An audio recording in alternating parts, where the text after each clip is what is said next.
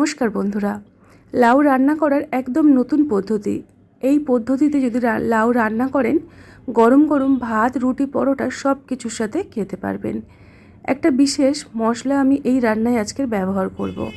প্রথম থেকে দেখতে থাকুন, একদম শেষে মশলাটা দেব, যার জন্য এই রান্নার স্বাদ বহু গুণে বেড়ে যাবে। হালকা পাতলা একদম কম তেল মশলায় রেসিপিটি বানিয়ে নেব।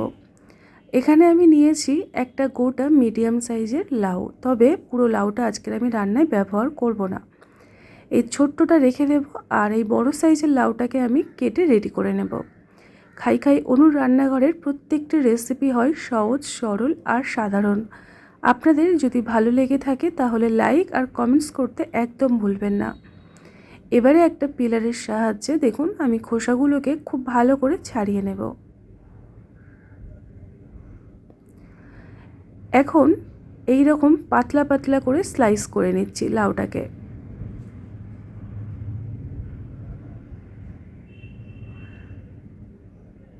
এবারে সবগুলোকে একসঙ্গে ধরে এই রকম ঝুড়ো ঝুড়ো করে কুচিয়ে নেব।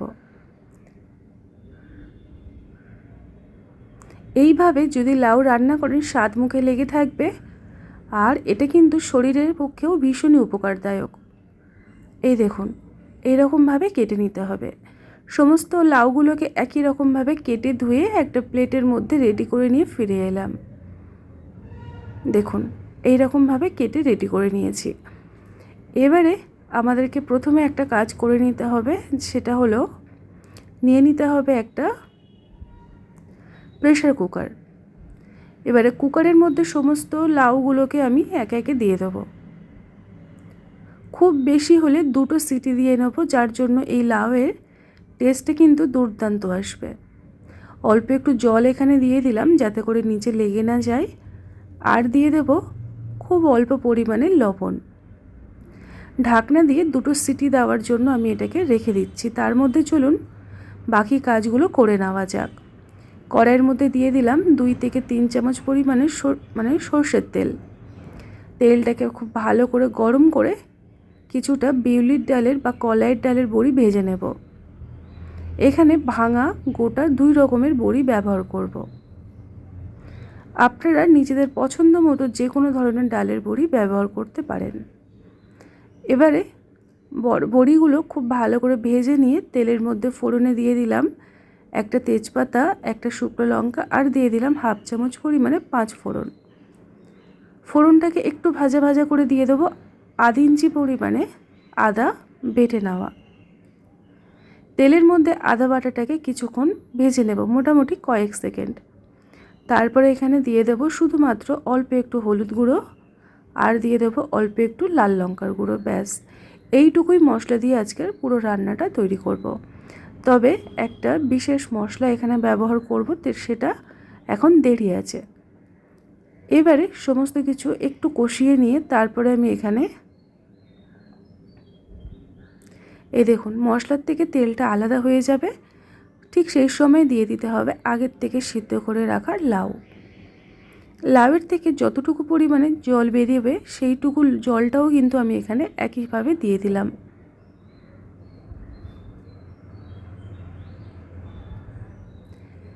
দিয়ে দিচ্ছি স্বাদ মতো লবণ, আর আমি আগের থেকে ভেজে রাখা সমস্ত বড়িগুলো দিয়ে দিচ্ছি। হালকা হাতে সব কিছু নাড়িয়ে ছাড়িয়ে দিয়ে দেব ছোট্ট চামচের 1 চামচ পরিমাণে চিনি। নিরামিষ রান্না তাই একটু চিনি ব্যবহার করলাম। আর দিয়ে দেবো 1 চামচ পরিমাণে ঘি। ঘিটা ঠিক এই পর্যায়ে দেওয়ার চেষ্টা করবেন, তাহলে ঘিয়ের যে একটা সুন্দর ফ্লেভার সেটা খুব ভালোভাবে রান্নার মধ্যে ঢুকে যাবে। এখন আমি সমস্ত কিছু নাড়িয়ে চাড়িয়ে ঢাকনা দিয়ে কিছুক্ষণ ফুটবে, মানে সেই কারণে রেখে দিলাম। এদিকে কড়াইয়ের মধ্যে দিয়ে দিলাম 1 চামচ পরিমাণে সাদা জিরে, 2টো তেজপাতা মাঝখান থেকে ছিঁড়ে। গ্যাসের আঁচটাকে একদম কমে রেখে মোটামুটি কয়েক সেকেন্ড নাড়িয়ে ছাড়িয়ে জিরেটাকে ভাজা ভাজা করে নিয়ে ঠিক তারপরে দিয়ে দিতে হবে 1 চামচ পরিমাণে গোবিন্দভোগ চাল। চালটাকে দিয়ে ভালো করে জিরের সাথে ভেজে নেব। এই গোবিন্দভোগ চাল দেওয়ার জন্য এই রান্নায় আপনারা আলাদা একটা টেস্ট পাবেন। যখন দেখবেন চালটা খুব সুন্দর করে ভাজা হবে, একটা খুব ভালো কিন্তু সেন্ট বেরোবে। তারপরে আমি এটাকে গুঁড়ো করে নেব। নিয়ে নিলাম শিলের মধ্যে, এবারে একদম মিহি করে গুঁড়ো করে নেব। আপনারা এই কাজটা মিক্সিং জারে দিয়ে মিক্সারেও মানে একদম গুঁড়িয়ে নিতে পারেন, তবে আমি এখানে শিলের মধ্যেই গুঁড়ো করে নিয়েছি। খুব সহজে দেখবেন কম সময়ের মধ্যে গুঁড়ো হয়ে যায়। আর মশলাটা তৈরি হবে ঠিক এই রকম। আমি আপনাদেরকে একটু কাছ থেকে দেখিয়ে দেব। এই দেখুন, এই রকম মশলা তৈরি করতে হবে। এদিকে লাউটা মোটামুটি 3 থেকে 4 মিনিট ফুটিয়ে নিয়েছি। আর এখানে যতটুকু জল দেখছেন অতটাও কিন্তু জল শেষ পর্যন্ত থাকবে না। ঢাকনাটাকে খুলে সব কিছুকে ভালো করে নাড়িয়ে চাড়িয়ে শুধু একটু চেক করে নিলাম বড়িটা সেদ্ধ হয়েছে কিনা। বড়িটাও খুব ভালোভাবে নরম হয়ে গেছে। ঠিক এই পর্যায়ে দিয়ে দিতে হবে 2টো কাঁচা লঙ্কা, আর দিয়ে দিতে হবে আগের থেকে রেডি করে রাখা স্পেশাল মশলা। আমি আপনাদেরকে আগেই বলেছি যে একটা স্পেশাল মশলা এই রান্নায় ব্যবহার করব, যার জন্য এই রান্নার স্বাদ গন্ধে মানে অন্যান্য রান্নার থেকে একদম আলাদা হবে। আর এতটাই টেস্টি হয়, আপনারা কিন্তু স্বাদ মুখে লেগে থাকার মতো মানে তৈরি হবে। এখন আমি এটাকে ঢাকনা দিয়ে মোটামুটি 2 থেকে 3 মিনিট ফুটিয়ে নেব জোরে আছে। তারপরে ঢাকনাটাকে খুলে আপনাদেরকে আমি দেখিয়ে দিচ্ছি। দেখুন, আজকের আমাদের নিরামিষভাবে লাউয়ের রেসিপি একদম তৈরি হয়ে গেল।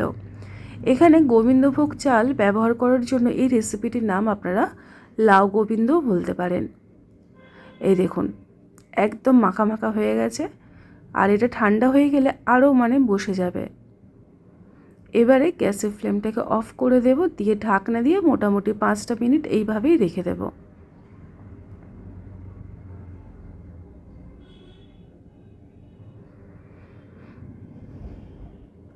আজকের আমার রেসিপি একেবারেই তৈরি হয়ে গেছে। স্ট্যান্ডিং টাইমে মোটামুটি 5 থেকে 6 মিনিট পরে আমি আপনাদেরকে গ্যাসের ফ্লেমটাকে অফ করে দিলাম যেহেতু, দিয়ে ঢাকনাটা খুলে আমি আপনাদেরকে দেখিয়ে দেবো।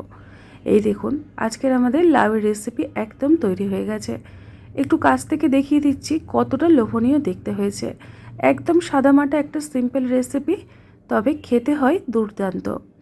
এইরকমভাবে ট্রাই করবেন আর আমাকে জানাতে কিন্তু একদম ভুলবেন না। আজকের মতো এই পর্যন্ত, টাটা।